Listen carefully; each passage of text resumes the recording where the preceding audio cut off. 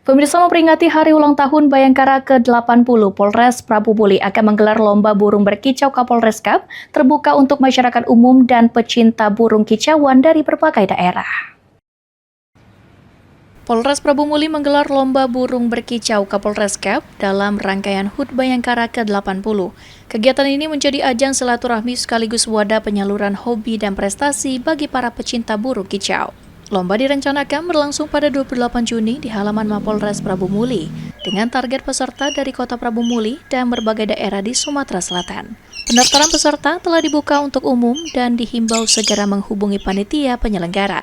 Ketua Panitia Lomba Burung Berkicau AKP Ade Nurdin menyatakan kegiatan ini diharapkan dapat mempererat hubungan antara Polri dan masyarakat, sekaligus memeriahkan peringatan HUT Bayangkara ke-80 di Kota Prabu Muli.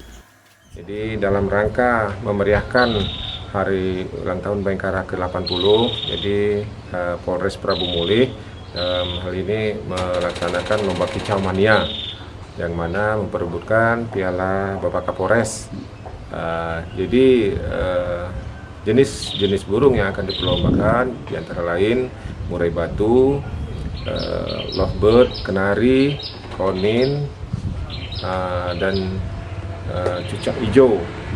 Pelaksanaan nanti insya Allah akan kami laksanakan pada tanggal 28 Juni di halaman Polres Prabu Muli.